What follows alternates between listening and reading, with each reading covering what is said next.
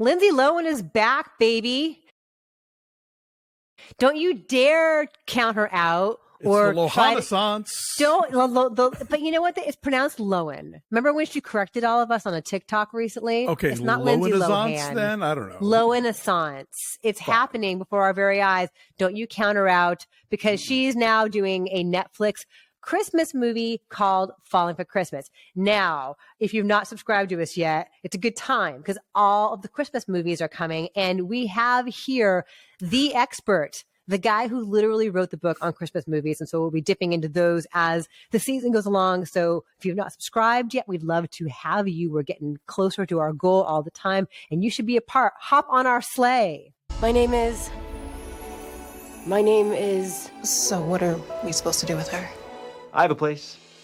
Does it have room service? This is the first of Netflix's 2022 Christmas offerings. And it is, I think the Netflix Christmas stuff falls into several categories. They have the stuff that's a little on the racier side, like Love Hard from last year, Holiday from a couple years ago. And then they have the ones that look like they could just be Hallmark movies, but there's a slightly better budget and bigger stars. And that is what this is. Lindsay Lohan stars as a hotel heiress named Sierra Belmont. She is spoiled. She's kind of useless. Her dad wants to give her a nominal job within the company, but she's not really interested in it. She is she gets engaged to, over the course of the film, by a useless influencer type named Tad. But during the proposal, she slides off a mountain, hits her head, and wakes up with no memory of anything. And so who should swoop in but flawless rescue stud Jake, played by Cord Overstreet of Glee, who runs a small B&B resort nearby. And as he nurses her back to health and sort of teaches her how to be a regular human being, her rich dad, only after about 4 days, realizes that his daughter is missing and has to figure out where she is. And then, of course, when she gets her memory back, what will she do? You forgot the crucial point, which is that the flawless rescue stud is also a widower. Oh, yes. A widower with an adorable child and and doting mother-in-law. And there's a Santa guy in there as well in the mix. And that also dovetails with the fact that she lost her mom at a young age, too. Yes. Right? And I think they actually weave that in pretty nicely. Like, Hallmark has nothing on Disney when it comes to dead parents. Like, they trot that one out all the time. But of all the dead parenty movies I've seen, this is among the better ones, I think, of kind of using that as a way for these two to make a connection. So, yeah, my friend Dan at the Deck the Hallmark podcast was referring to this as Snoverboard, because you have the spoiled rich person, with amnesia. But in this case, Cord Overstreet's character does not know who she is. So it's not like he's intentionally exploiting her. He's just taking care of this woman because she wakes up in the hospital with amnesia, and he's a nice guy. Yes, I like these movies. I've actually written now 2 books about Christmas movies, one of them exclusively about Hallmark movies that I did with the Deck the Hallmark guys. And so this is very much that kind of movie. It follows those tropes. There's the almost kiss. There's the tree lighting ceremony. There's, the things you come to expect along the way. But Lindsay Lohan, I've always been a fan of. Ever since she was a kid, I thought she was a talented actress. I think that, life dealt her some tricky hands along the way. If this is the first step in her sort of returning to the career that I think she should have always had, great. I think she gets to do some fun stuff here. There is a physical comedy bit involving a fitted sheet that made me guffaw out loud. She's still got it. She's still bringing it, I think. And so, yeah, this isn't the greatest thing she's ever done. It is a bit of a piffle, but it's a good piffle, I think. Yeah, they should send out a checklist with this movie, because it hits everything. If you've got a bingo card. Right, heirs with amnesia, check. Hunky widower, check. Adorable Moppet child, check. Santa figure, check. And it hits a lot of those same themes that you see in your Hallmark movies about how the big city is bad, and being wealthy and materialistic is bad, and hometown, small town, home cooking B&B type situations, charming, cozy lodges.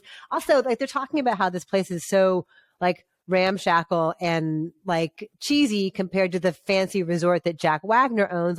it's nice. It's a really It nice, is. cozy place. Like, I don't know what they're talking about, but whatever. Well, it's, like things are breaking and falling apart and they need an infusion of cash, but, they're not soulless like the big schmancy, like la-di-da resort.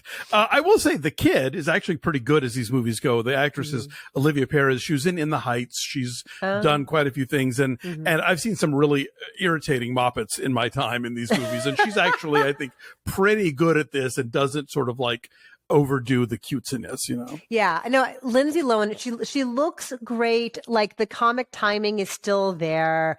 It's just really good to see her back because, I can't even imagine how hard it is to like be a child star and navigate all that fame and the money and make it on the other end as an adult. It's so hard and it's so rare.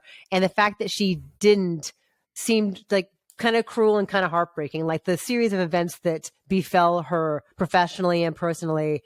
And so if this is like a safe way for her to get back into this again and show off what she does best, like she looks great in the clothes. She has good timing. She has okay chemistry with Cordova Street. Like it's not sparks flying off the screen, but it's warm and cozy. This just does exactly what you expect it will. Like there are no surprises. It's the kind of movie, when you want just the comfort of familiarity and, you have Netflix and can't find Hallmark on the cable, whatever it is. And if you remember like Lindsay's sort of tabloid period and her like friendship and then falling out with Paris Hilton, there is something kind of fun about her playing a spoiled hotel heiress. Wink, wink. Oh, that's true. That hadn't occurred to me. Do you think that was part of the deal? Like maybe it's a dig at her former bestie? Might have been part of why she wanted to do this. I don't know. That's really funny. Yeah. No, it does what it intends to do, right? And yes. So quite often we look at films in terms of, are they achieving what they set out to do? Sure. Right? And where do they aim? Where do they hit? Yeah. Yeah. Like that's what makes them a success. Like this may not be your cup of peppermint cocoa, but if it is, you'll be decently pleased. And it's out there on Netflix, or it's going to be starting Friday. Yes. Right. So and actually, I think it drops today. So. Okay. Even better. You can watch Falling for Christmas right this very second when you're done watching our video. I am saying 6 because like it's not good, but it's okay. It does what it means to do.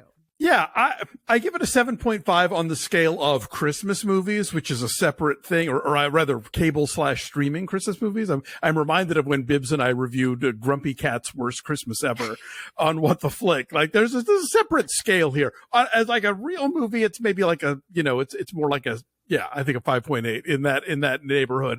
But if you like watch a lot of these the way I do, if you are sated with your Hallmark and your Lifetime and your BET and your OWN and your, all the other places that are doing this now, this is a pretty good one of those. And I hope it leads to more stuff for Ms. Lohan because I think she's terrific.